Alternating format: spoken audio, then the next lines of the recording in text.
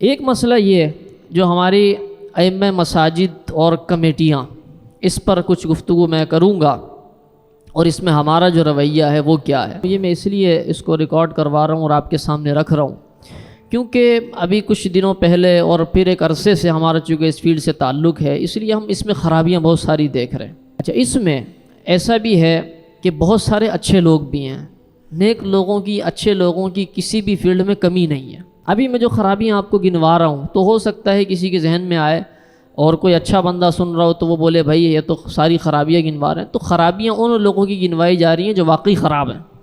جو اچھے ہیں تو وہ اپنی جگہ اچھے ہیں اور اچھے لوگ ہر جگہ موجود ہیں۔ تو اس لیے یہ پیش نظر رکھ کے آگے کی گفتگو آپ سماعت کیجئے گا۔ ہماری کمیٹیاں جو بنی ہوئی ہوتی ہیں مساجد کی، ان میں جو احباب ہوتے ہیں وہ اکثر ایسا ہوتا ہے کہ ائمہ مساجد کو، خادمین کو، مؤذنین کو حقیر سمجھتے ہیں یہ ہمارے تابع ہیں، ہم جیسا کہیں، جیسا بولیں بس اسی پر چلیں، ہاں جی حضور چاہتے ہیں، بس اور کچھ نہیں چاہتے، کوئی اعتراض نہیں چاہتے، ہم کوئی نقد نہیں چاہتے، کوئی ہم سے پوچھ گچھ نہ کرے، کوئی سوال نہ کرے، جیسا ہم نے کہہ دیا بس ویسا ہونا چاہیے، ایسی حاکمیت چاہتے ہیں ہم۔ تو یاد رکھیں یہ ایک غلط رویہ ہے۔ ایک غلام بھی اگر ہو نا، غلام، تو اس کے بارے میں بھی شریعت کا حکم یہ ہے کہ جیسا خود کھاؤ ویسا اس کو کھلاؤ، جیسا خود پہنو ویسا اس کو پہناؤ۔ یہ غلام کے بارے میں شریعت یہ حکم دیتی ہے۔ ایک مسلمان بھائی، اس کی بھی عزت ہے۔ آپ جس سے بات کر رہے ہیں، جس کو حقیر سمجھ رہے ہیں، وہ امام مسجد ہے، وہ آپ کا امام ہے، آپ اس کے پیچھے 5 وقت کی نماز پڑھتے ہیں، آپ اس کو حقیر سمجھ رہے ہیں، اس سے گالم گلوچ کر رہے ہیں۔ معاذ اللہ ثم معاذ اللہ، ایسے بھی میں نے اپنے کانوں سے سنے ہیں، امام کو نام لے کر پکارنا اور اس کے ساتھ گالم گلوچ کرنا۔ استغفر اللہ العظیم واتوب الیہ، سخت گناہگار ہیں ایسے لوگ۔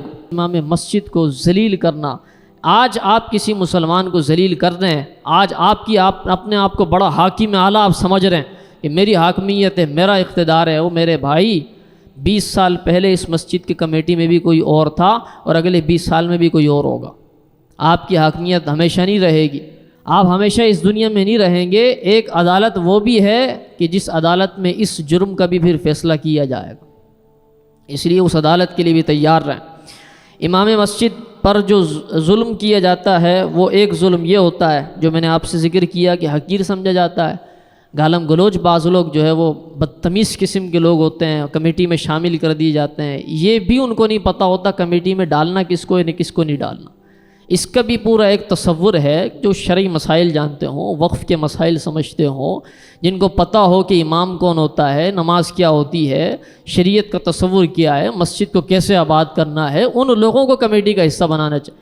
ہر ایرا غیرہ شخص یا تو وہ دنیا جہاں سے فارغ ہوگا تو وہ کمیٹی میں آ جائے گا، یا پھر جناب وہ اپنا کاروبار وغیرہ سب سیٹل ہوگا اس کا، اور اس کو ایک طرح کی جو ہے گھر پہ اس کی چلتی نہیں ہے تو چلو وہ مسجد میں آ کر چلاتے ہیں، ایسا شخص آ جائے گا۔ یہ پھر میں کہہ رہا ہوں کہ میں ہر شخص کو نہیں کہہ رہا، کوئی برا نہ مان جائے، اچھے لوگ بھی موجود ہیں۔ جو لوگ ہیں خراب تو وہ اپنی خرابی خود ہی غور کر لیں، آپ کو آئینہ دکھایا جا رہا ہے۔ بعض لوگ ایسا کرتے ہیں کہ امام سے ذاتی کام کرواتے ہیں، مؤذن صاحب، خادم کو تو کوئی سمجھتے ہی نہیں یہ چیز، حالانکہ وہ مسجد کی خدمت کر رہا ہے، مسجد جو اللہ کا گھر ہے اس کی خدمت کر رہا ہے، لیکن اس کو حقیر سمجھتے، ذاتی کام بھی کرواتے ہیں اس سے۔ کوئی آپ کو حق حاصل نہیں ہے، اور ذاتی کام کا وہ منع کر دے تو پھر اس پہ ٹارچر شروع کر دیتے ہیں، اس سے جناب برا بھلا کہنا شروع کر دیتے ہیں، 10 لوگوں کے سامنے اس کو ذلیل کرنا شروع کر دیتے ہیں۔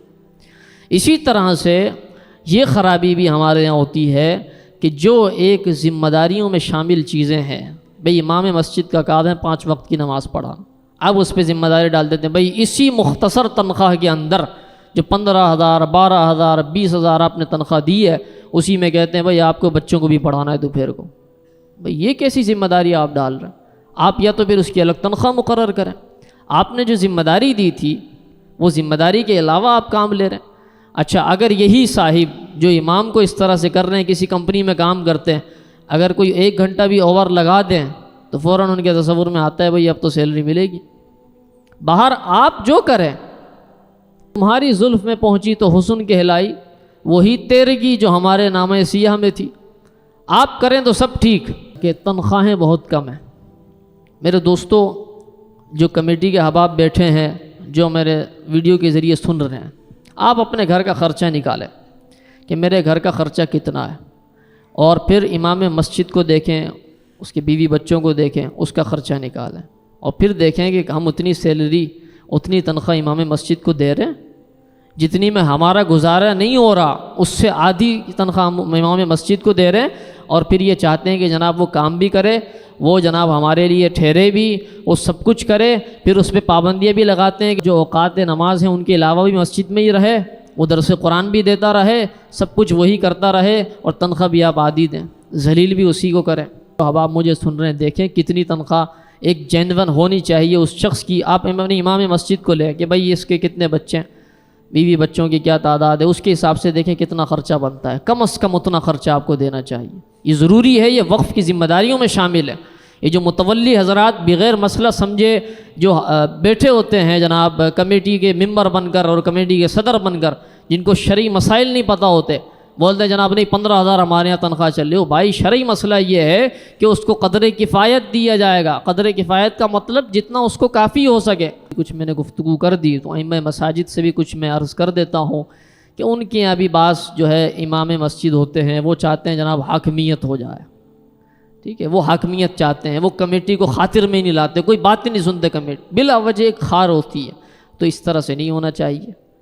دیکھیے یہ جو ہے جس طرح سے ہم گھر میں بولتے ہیں نا، گھر میں میاں بیوی ہیں، ایک گاڑی کے 2 پہیے ہے، یہ ایک پہیہ رک جائے گا دوسرا پہیہ نہیں چلے گا، ٹھیک ہے۔ تو اسی طرح سے اس گھر کو، اللہ کی گھر کو آباد کرنے میں یہ امام مسجد اور یہ کمیٹی، ٹھیک ہے، یہ دونوں بھی 2 گاڑیوں کے، ایک گاڑی کے 2 پہیے ہیں۔